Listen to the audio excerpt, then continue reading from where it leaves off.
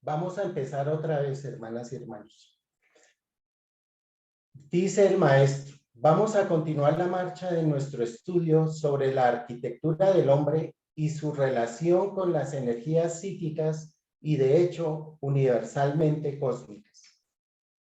Esta palabra que he puesto allí es simplemente el título de una película que coincide exactamente con lo que estamos estudiando e ilumina aspectos oscuros de esos problemas de la situación psíquica del hombre en relación con sus problemas morales, anímicos y, en fin, tutti quanti, como se diría, de tantos aspectos de la psicología humana.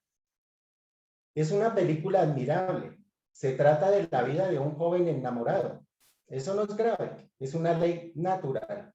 Pero al mismo tiempo que él estaba locamente enamorado de una muchacha, ella tenía otro afecto. Entonces, la muchacha en referencia se casó con el otro y dejó a Patrick suspirando. El muchacho se obsesionó de tal manera de su situación psicopatológica moral, de su frustración afectiva, que se dislocó. No sé si ustedes entienden la palabra. Se separó el subconsciente del consciente. Entonces, el hombre realmente no se pertenecía objetivamente, pero sí subjetivamente. Él no podía mover los órganos de su cuerpo, pero sí podía pensar y actuar a distancia. Así que allí tienen fenómenos de telepsiquia, que es la comunicación de las almas. Telequinesia, que es la capacidad de mover cuerpos extraños a distancia.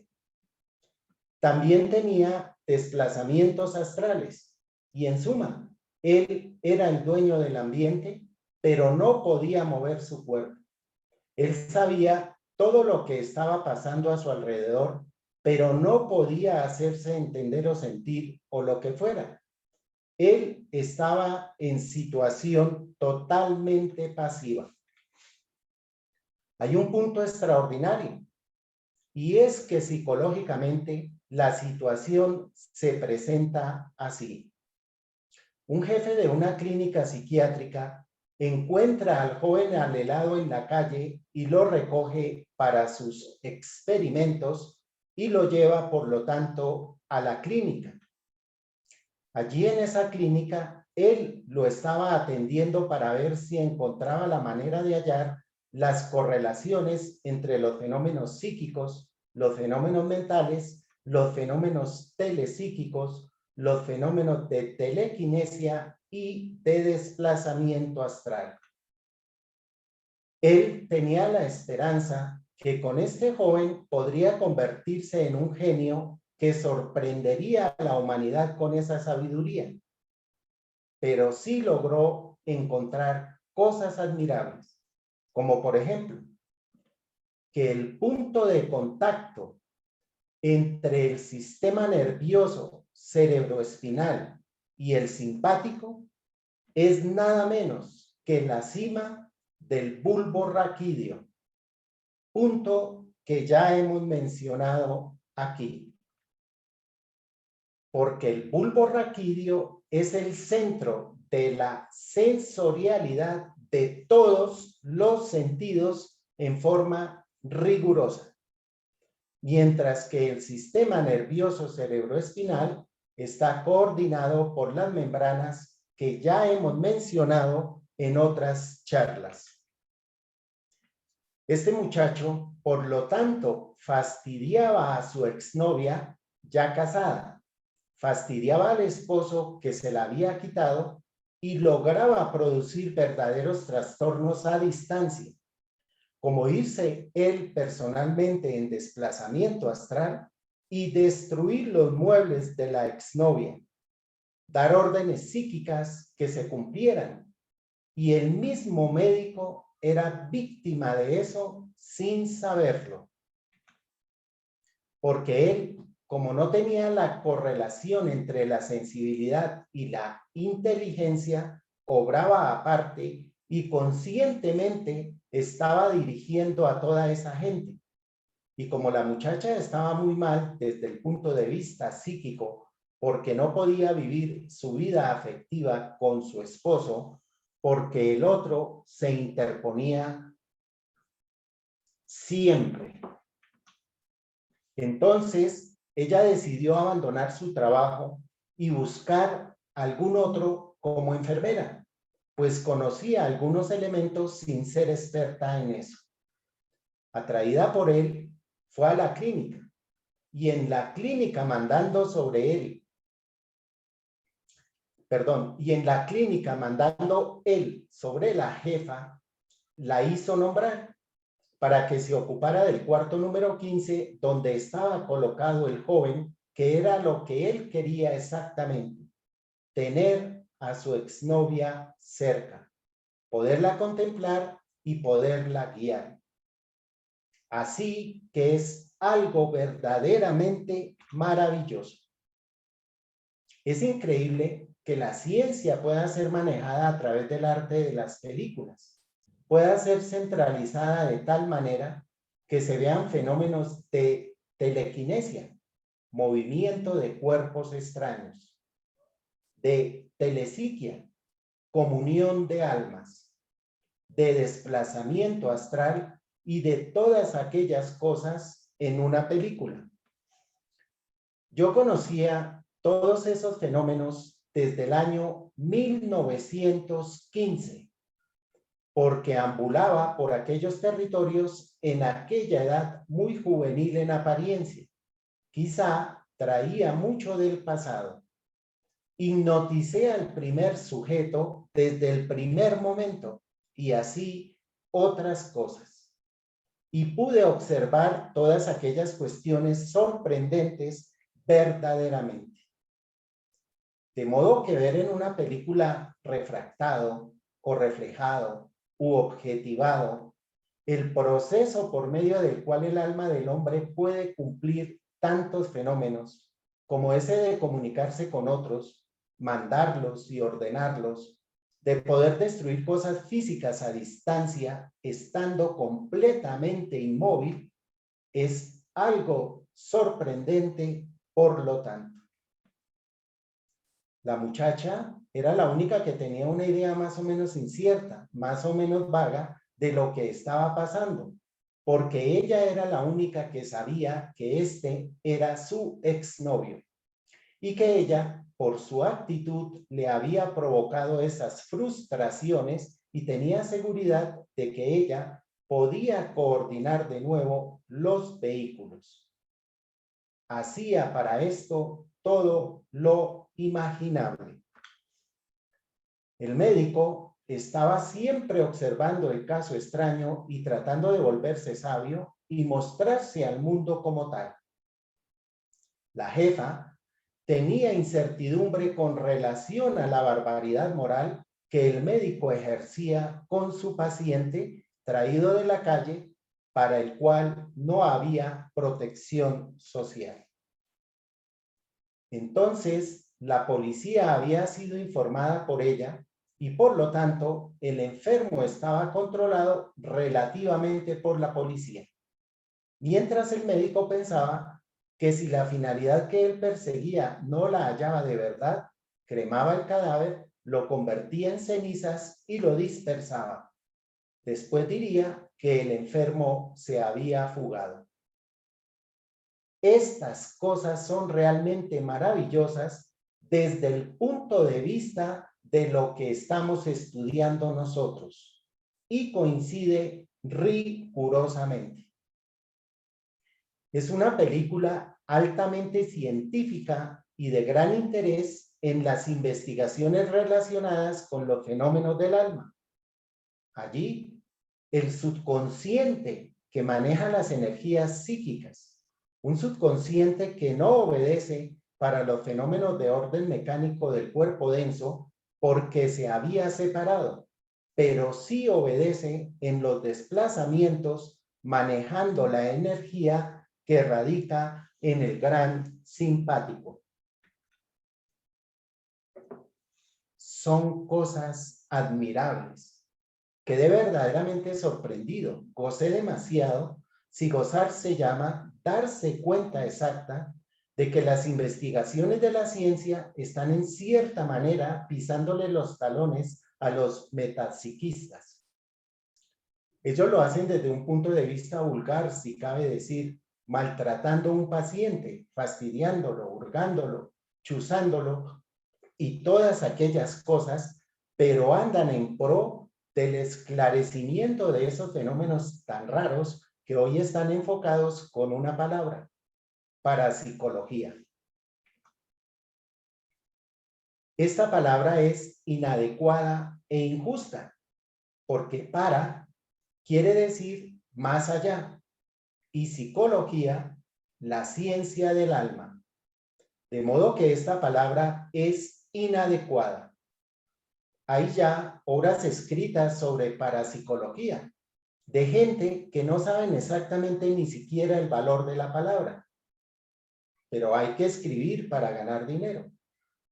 Son cosas diferentes. Pero a veces un texto, un párrafo, le da a uno tanta luz que vale la pena muchas veces leer estas cosas. Me estaba acordando de lo que pasó a principios del siglo, en que había una cantidad de sabios franceses dedicados a esta clase de investigaciones, entre ellos Paul Richer. Era un hombre que sabía mucho de estas cosas, pero no se han vuelto a publicar libros. Ellos tenían sus denominaciones específicas y al ultraconsciente lo llamaban metafísico, más allá de la física y cosas así por el estilo. Paul Richer fue un sabio de esas cosas. Fue un médico que se valió de esos conocimientos que él había logrado objetivar en grado muy alto para curar a los enfermos. Hago un paréntesis acá, hermanas y hermanos, con respecto a lo que dice el maestro. Esta información con respecto a este médico francés solamente salió publicada hasta el año pasado, el 24 de julio del 2020, en Wikipedia, y fue una traducción hecha desde el francés hacia el inglés. Y este sí es exactamente el señor de que habla el maestro, porque en el libro que se editó de psicofisiología, en el tomo 2, hablamos de Paul Richer, con T al final. Ahí hubo un error porque en ese momento no existía esta información. Este señor Paul Richer fue ayudante de Jean-Martin Charcot. Jean-Martin Charcot fue un hombre muy eminente en Francia que recibió la Legión Francesa, fue un hipnotista maravilloso, fue el padre de la neurología en Francia y padre de la neurología moderna, y hizo muchos aportes en ese campo de investigaciones. Por ejemplo, ahí se ve un título en francés que dice, de este señor Paul Richer, que dice: estudio descriptivo de los grandes ataques de histeria y ataques epilépticos en sus principales variedades. Estudios clínicos sobre la histeria y la epilepsia. Los demoníacos en las artes, eso lo escribió en compañía de Jean-Martin Charcot, e hipnotismo. Jean-Martin Charcot también fue muy erudito en cuanto al hipnotismo y a la neurología. Y seguimos con lo que nos enseña el maestro.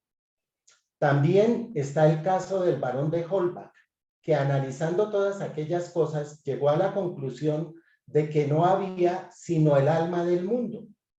Él no le dio esa definición, lo llamó la cosa única, y decía que todos los fenómenos de la naturaleza estaban guiados por esa inteligencia universal, y así el barón de Holbach resultó ser un materialista para la Iglesia romana y fue perseguido. Ahora el barón de Reichenbach. Este fue un hombre maravilloso. Él logró hacer demostraciones evidentes de la influencia de las radiaciones del cuerpo humano. Por ejemplo, él llegó a demostrar la realidad de la conexión entre el ser psíquico y fenómenos de orden electromagnético. Todo experimentalmente. El experimento para demostrar la reacción del cuerpo doble fue una cosa maravillosa. El hombre ideó la manera de hacerlo y consiguió 60 personas de alta cultura intelectual y social. Entre ellos figuraba un cardenal, figuraban varios abogados, figuraban médicos, varios psicólogos de aquella época que aún no se utilizaba la palabra psicoanálisis.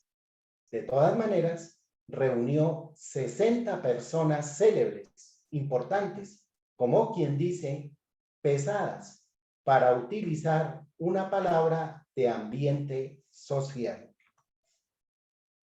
Entonces, él lo llevó a un lugar en el cual había logrado producir la oscuridad absoluta. Una vez que los instaló, no les dijo nada más, sino que él esperaba que algo sucediera allí para ellos extraño y extraordinario. Él iba a demostrar que el cuerpo humano tenía radiaciones,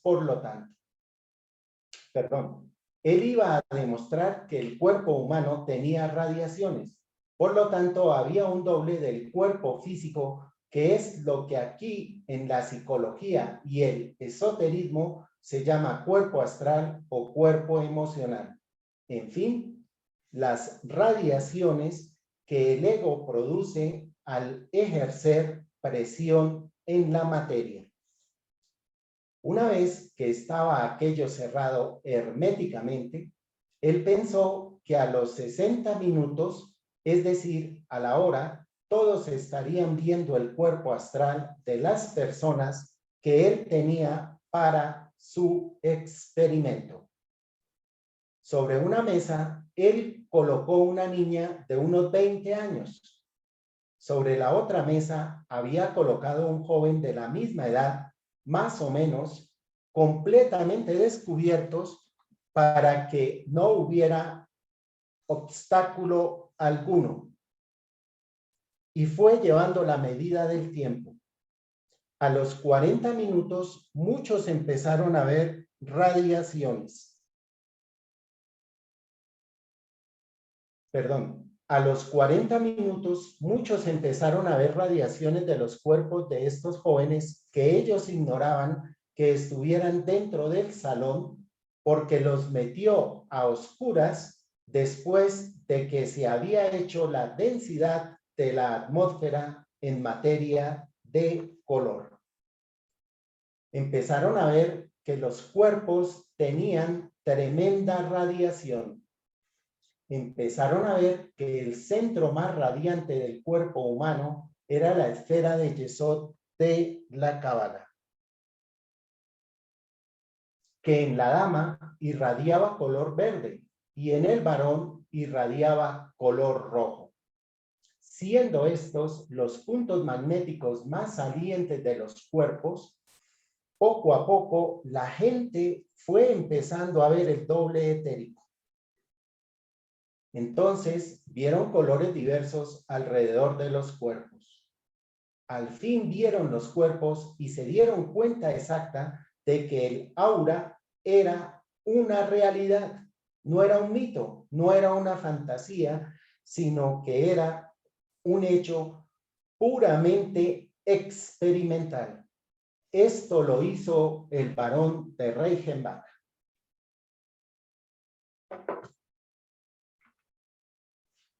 Ahora colocó en un salón a unos hiperestésicos o sinestésicos, palabras que para ustedes no son muy comunes. sinestesia es la capacidad que poseen muchos seres humanos de tener sensaciones de las partes de su cuerpo. Sin pensar en él, sienten una parte de su cuerpo, un pie, un brazo, un ojo o cualquier cosa. En el salón inmediato colocó otros hombres de ciencia de entonces. Perdón, vuelvo y leo. En el salón inmediato colocó otros hombres de ciencia. Entonces colocaban un imán en un extremo de un par de cables de cobre y los sinestésicos veían colores en las cuerdas que entraban por debajo del muro y ellos antes no sabían nada. Todo había sido arreglado de tal manera que solamente el hecho pudiera ser convincente. Entonces, atrás quitaban el imán y los sinestésicos o hiperestésicos, diríamos hoy, no veían nada, absolutamente nada. Entonces, probó que el imán, al desplazar su energía, se convierte en electricidad y que ésta genera color. Así pudo probar la existencia del magnetismo desde el punto de vista mineral, desde el punto de vista animal y así sucesivamente. Este varón fue, por lo tanto, demasiado importante. Luego hubo aquel hipnotizador extraordinario de Francia que tenía la capacidad de dormir a una persona instantáneamente, que era un coloso en esta clase de ciencia. Había en una clínica una enferma histérica en grado 1. Se había tirado de la cama al piso y estaba dando golpes, pataleando, gritando, aullando. Y los hombres de ciencia, 8 médicos, aplicaban inyecciones y sedantes que no producen ningún resultado. Uno de los enfermeros llamó al hipnotizador y le dijo: por favor, venga, que hay un caso gravísimo y los médicos están fracasados. Se vino el hombre lentamente, miró a la enferma y le dijo: quieta. La mujer extendió todo su cuerpo y él dijo: pásenla a la cama. Entonces se convencieron los médicos de que había una fuerza psíquica extraordinaria, superior a todos los medicamentos, que operaba directamente sobre la sensibilidad de la enferma, porque todas estas alteraciones son sensoriales. Este es uno de los puntos formidables de la alta ciencia. Todo esto es sensorial. No es mental. Lo mental pasa en un momento dado. No tiene importancia ni trascendencia. De modo que les recomiendo verdaderamente que, si pueden, vean esta película. Yo no soy agente de cine ni hago propaganda, sino simplemente que es muy importante para nosotros leer, ver, observar todos los fenómenos patológicos de Patrick. Aquellos son artistas naturalmente, pero están interpretando un hecho acaecido. Desde otro punto de vista, los artistas son maravillosos.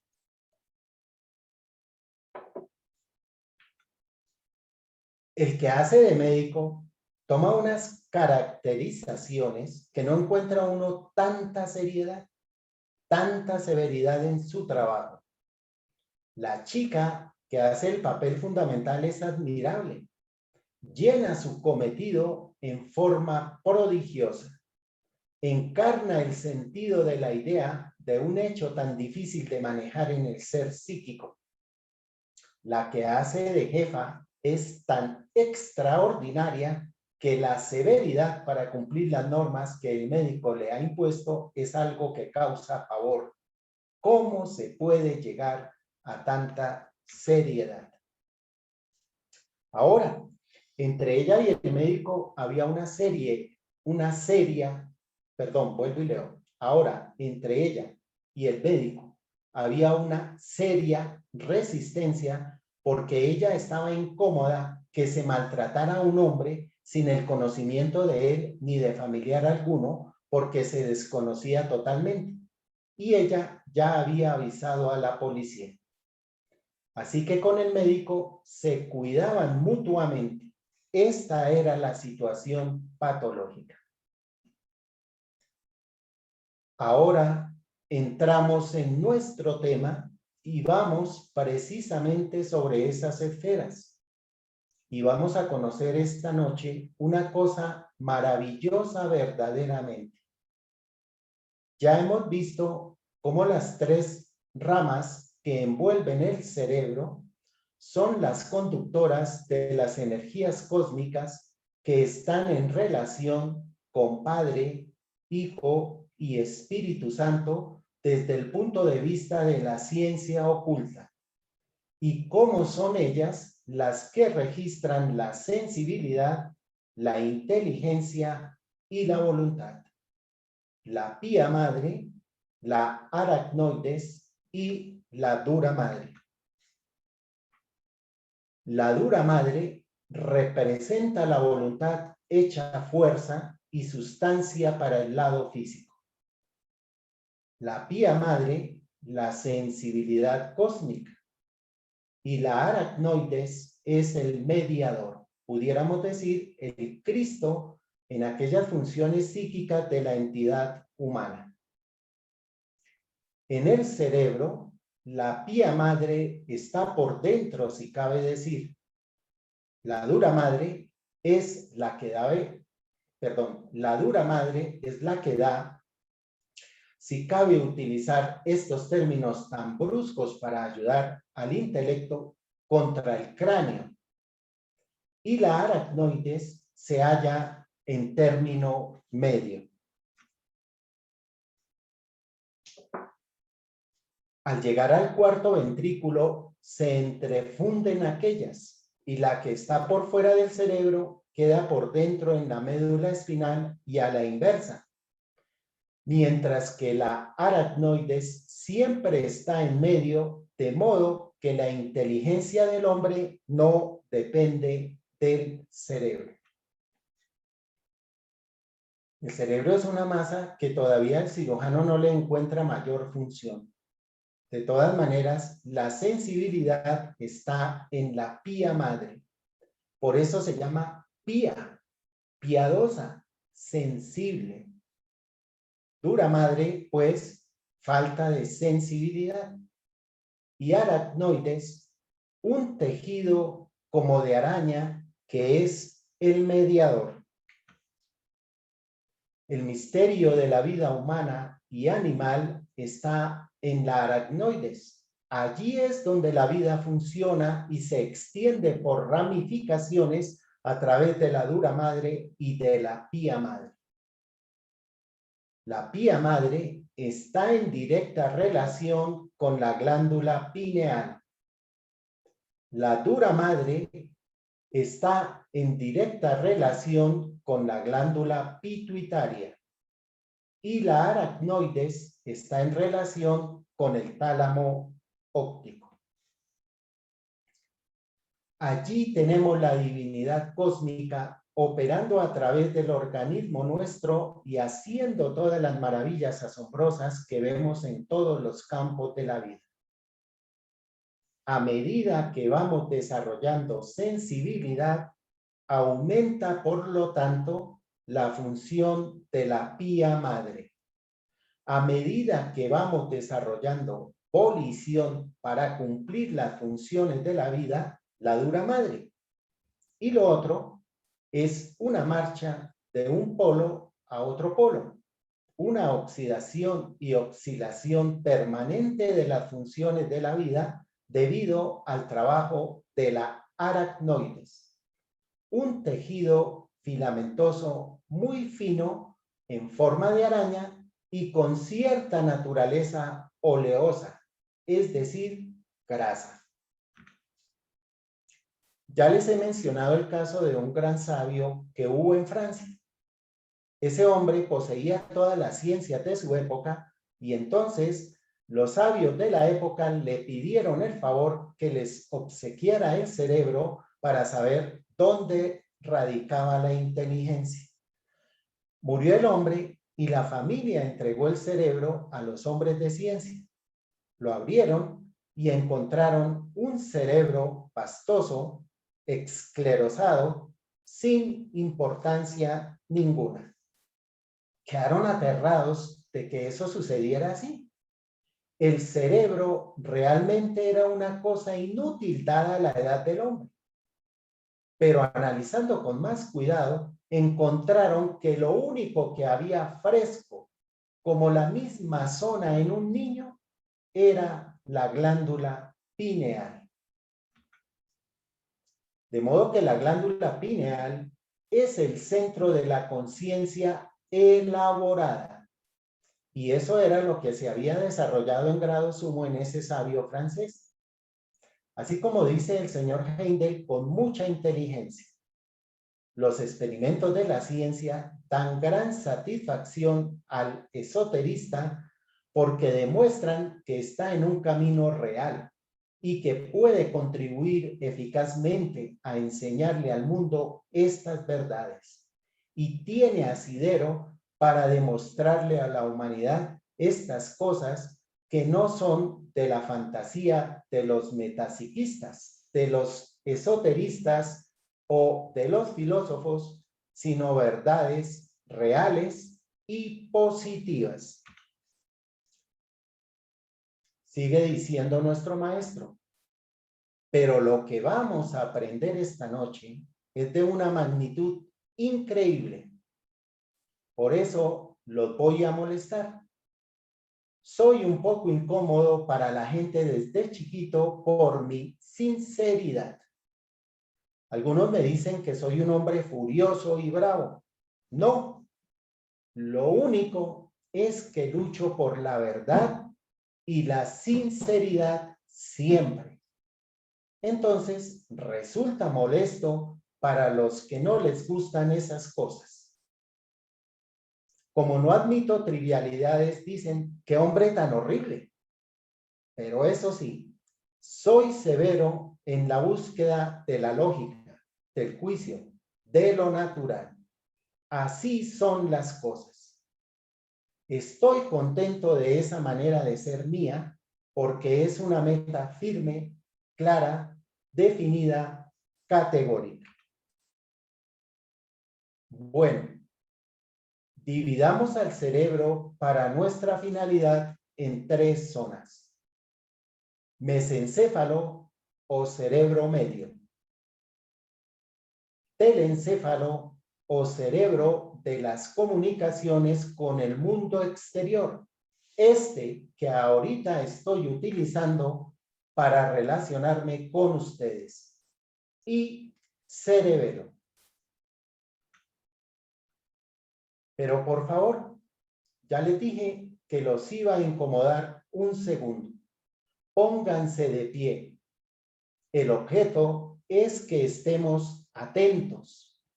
No se trata de molestarlos. Es que estando así de pie van a coger más la verdad científica. El cerebelo es el centro del subconsciente y maneja todas las partes del cuerpo a través del gran simpático. Y su dominio principal está en el plexo solar hacia la base de la espina. Por lo tanto, todas las funciones de digestión, excreción, asimilación, reproducción, tienen mucho que ver con la esfera subconsciente de nuestro ser. Y el gobernador de eso es el cerebelo. Ahora la parte sensorial, la parte espiritual de nuestra naturaleza está en el mesencéfalo, que está compuesto exactamente así. Glándula pineal, glándula pituitaria, cima del bulbo raquídeo, rinencéfalo. Palabra que oyen seguramente por primera vez, y la cima del tálamo óptico.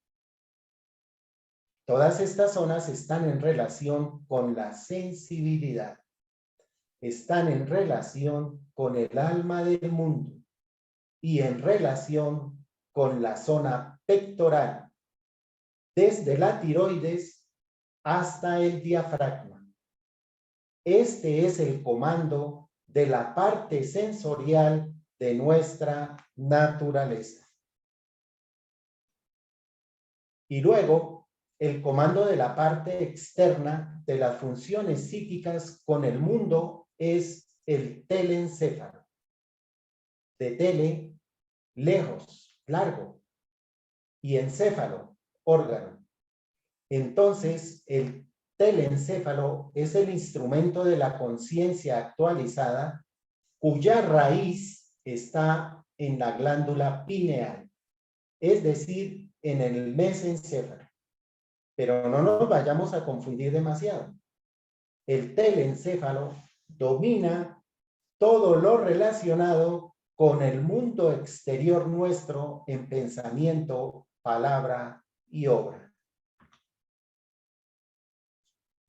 El mesencéfalo, toda la parte espiritual, anímica y crística que está en la zona pectoral, desde la laringe hasta el plexo solar, o bien hasta ese tejido que hay allí, que es el diafragma, que es el que domina la respiración. La respiración no está dominada por los pulmones, sino por esa membrana que separa la zona estomacal y demás, instintiva y pasional. Y la otra, que es la parte espiritual. De modo que la parte espiritual nuestra solamente se ilumina cuando desarrollamos estos centros. Si queremos iluminación cerebral, no trabajemos en el cerebro, trabajemos en la sensibilidad. Nadie llega al Padre sino por mí, dijo ese gran sabio instructor. Mí es la sensibilidad, es el Cristo, y Él radica allí. Claro está que las funciones simpáticas, que son puramente subjetivas para nosotros, como asimilación, excreción, reproducción, trabajo de las suprarrenales y todo aquello, desde el plexo solar hacia abajo, desde el diafragma hacia abajo, está comandada por el cerebelo, que es la parte instintiva, que ha cosechado toda la experiencia de la raza para dirigir el trabajo de todos esos órganos que quedan en la cavidad del vientre. Todo lo relacionado con la parte anímica, con la parte noble, con la parte espiritual, la parte poética, la parte musical y todo lo noble que llevamos en nosotros está comandado por el mesencéfalo con las zonas precitadas ya. Y todo lo relacionado con el mundo exterior, la mente inteligente del mundo objetivo, es el telencéfalo, el cerebro de arriba. Pueden sentarse. Muchas gracias, dijo el maestro. Esto es de suma importancia. Es el desarrollo nuestro. Perdón, vuelvo y leo. Permítanme un segundo.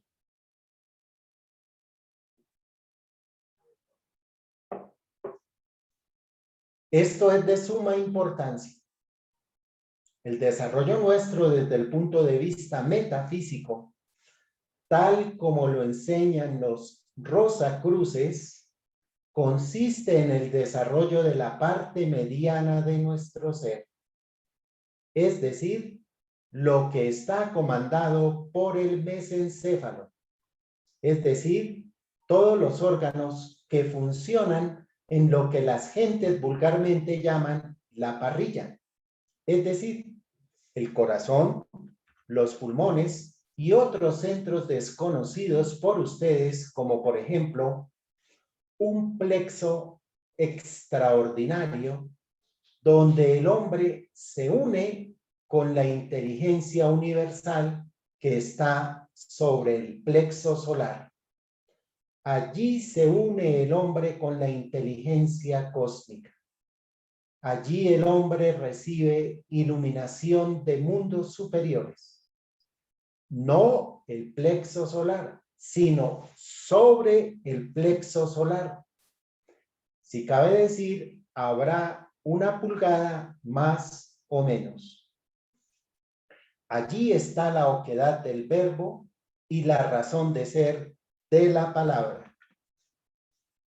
La palabra tiene dos instrumentos de acción: la esfera umbilical y la laringe. Pero el foco de energía está allí exactamente. Por eso los orientales le rinden tanto culto a la sílaba Om. No es porque ella sea el ábrete sésamo para todos los mundos, sino porque es la O la que comanda este centro magnético y vocalizando esta letra con la nota Mi y con armonía y belleza, se va despertando en nosotros la divina intuición. Estas son cosas grandes de la sabiduría de las edades, el conocimiento del hombre. A mí me dio tanta impresión ver un pequeño manual que se llama Anatomía Oculta del Hombre por Manly Palmer Hall y ver que había tanta superficialidad en cosas que son tan sabias y tan profundas que tomé la determinación de ocuparme de unas cuantas charlas acerca de estos aspectos de la ciencia. El hombre no es más que la cristalización del universo y cada molécula nuestra, cada átomo, cada centro responde a una energía cósmica. De modo que en el hombre hay millones y millones de partículas obedientes a energías universales o en psicoparalelismo, y en nosotros están en relación con las sales minerales. Por lo tanto, los alquimistas, al estudiar la posible conversión del plomo en oro, simplemente estaban invitando al hombre a conocer el misterio de las sales orgánicas, el misterio de las correlaciones, el misterio de la ambrosía que se puede producir sublimando la energía creadora para ir consiguiendo la elaboración de la piedra filosofal y el elixir de la eterna juventud. Pero hemos de decepcionarnos un poquito. Eso no se consigue en una vida. Eso requiere muchas vidas de trabajo intenso. Y si hemos malgastado o malversado la energía procreadora de la esfera de Yesod, el tiempo es mucho más largo y el trabajo en principio no da muchos resultados. Pero no hay otro camino. Hay que trabajar necesariamente, sutilmente. Esa divina energía espermática del Logos tiene solamente dos funciones: hacer posible que un ego tome un vehículo para venir a evolucionar en él, o sublimarla para convertirla en instrumento del Logos y ser ciertamente el manto dorado que ha de cubrir todos nuestros vehículos y nos ha de dar la iluminación universal. Esta es la alta ciencia. Esta es la verdad espiritual de los seres. Cualquiera piensa que volverse poeta, cualquiera piensa que puede volverse poeta en un segundo. No, no es posible. Si no ha sublimado la energía, no es posible. Y si la ha sublimado, pero la malversa o la gasta mal, va a perder aquellas condiciones o cualidades y así sucesivamente.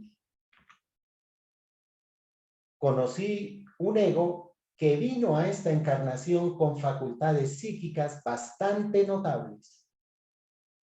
Era buen ultravidente. Se podía desdoblar y todas estas cosas me constan a mí experimentalmente. Pero el Señor, humano como todos nosotros, empezó a abusar de su energía. Y al fin se redujo a un señor humano cualquiera. Él se lamentaba mucho de su pasado. Un día le dije, mi querido hermano, el problema está allí y no allá. Nos entendimos bien porque él corrió el velo y me dijo cuál había sido su vida. Y así son las cosas. Así que la más grande energía que posee el hombre es el tercer aspecto del Logos creador. Es el fuego del Espíritu Santo. Es el único Dios encarnado. Es la única energía que nos ha hecho humanos.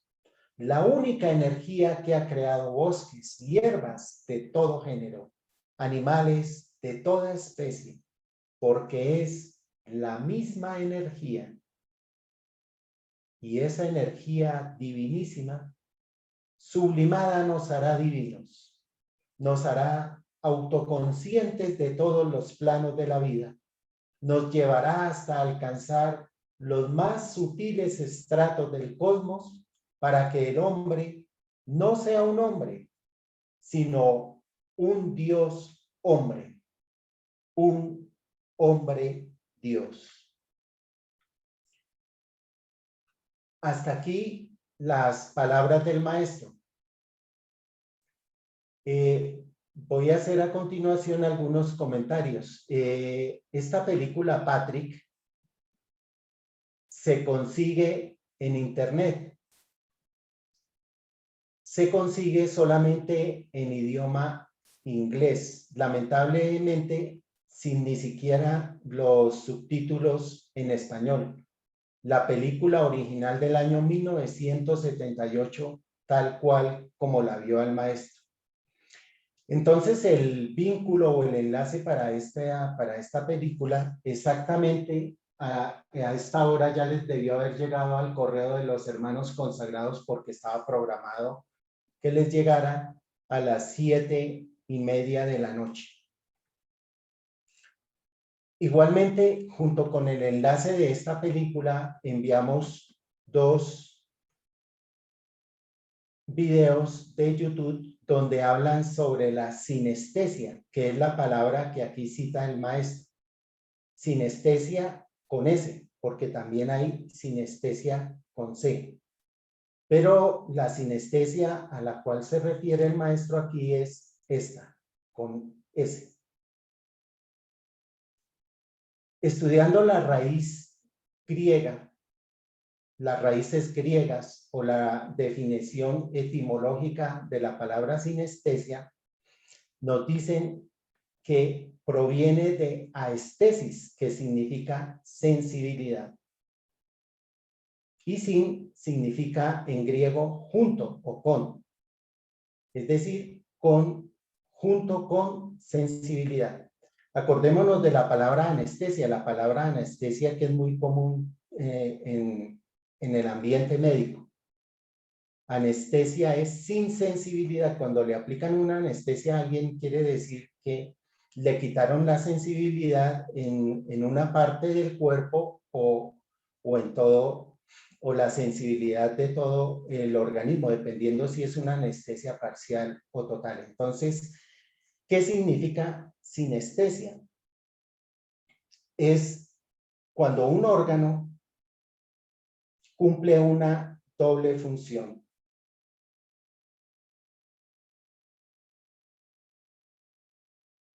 Es la capacidad que tienen algunos seres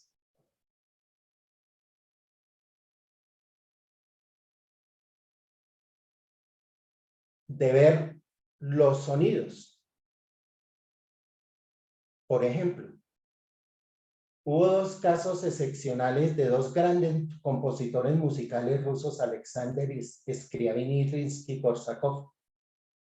Ellos tenían la capacidad que cuando ejecutaban una nota musical, ellos veían inmediatamente un color.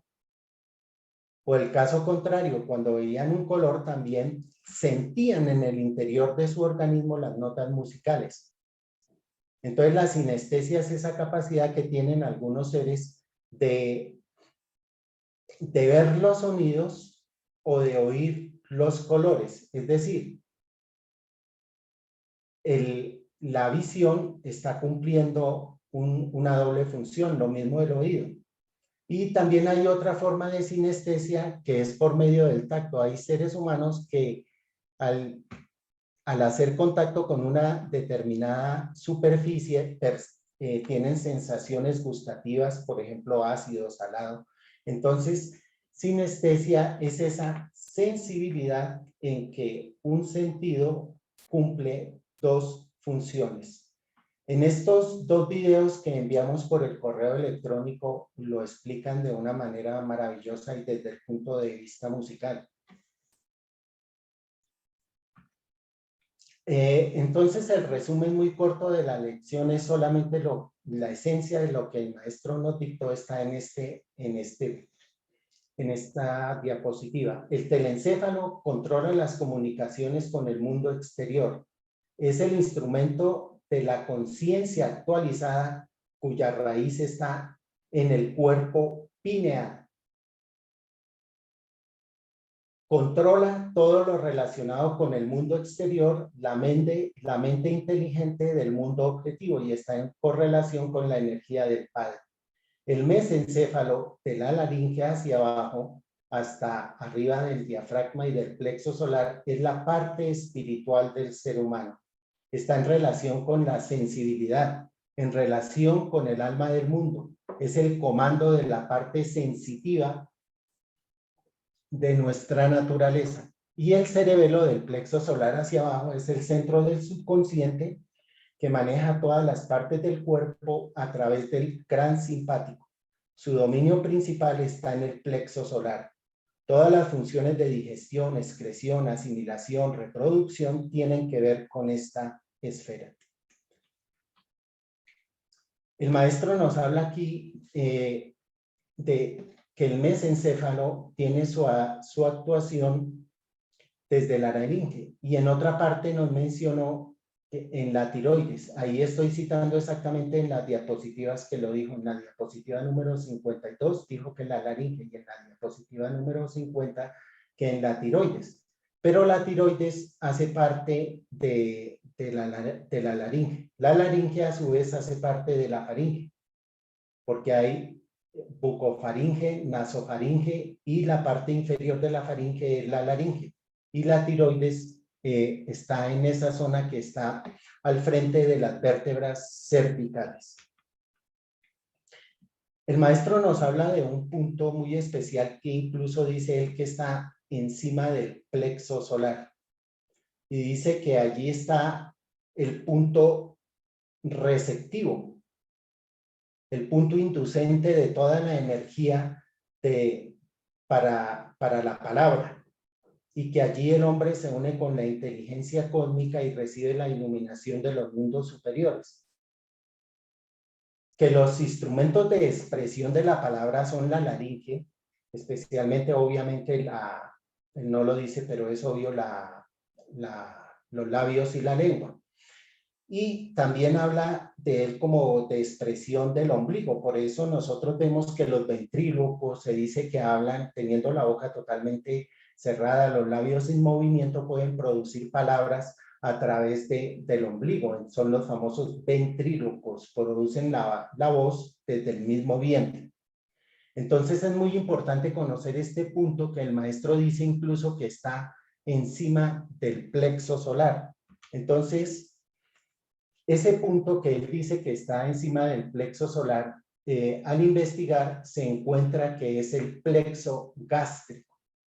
Este plexo gástrico está unido con el ramal izquierdo del neumogástrico. Por eso es muy importante que nosotros aprendamos a localizarnos en nuestro organismo. Entonces, ¿cómo hacemos? Nosotros tocamos nuestro externón en la cima con S, en la parte de abajo, y desde allí con dos de nuestros dedos ubicamos y eso nos da más o menos 4 centímetros. En esa ubicación es la ubicación exacta del plexo solar. Pero nos dice el maestro que inmediatamente arriba, a una distancia de más o menos 1 pulgada son exactamente 2,5 centímetros, se encuentra ese plexo, el plexo gástrico. ¿Por qué es tan importante nosotros tener la ubicación exacta tanto del plexo solar y del plexo gástrico? Por la práctica que él nos enseña aquí en esta lección, que es la práctica para despertar la intuición. Él nos dice que la manera de despertar la intuición es concentrándose exactamente en ese punto que él nos enseñó, ese plexo gástrico, concentrándonos con armonía y con belleza y entonando el mantra Om en la nota, en la clave Mi. Entonces despertamos la intuición. Para saber cuál es la nota Mi, nosotros podemos acceder a través de internet. Hay algunas aplicaciones que tienen teclados electrónicos. Y la nota Mi la podemos encontrar en esos teclados. La nota Mi se oye así, hermanas y hermanos.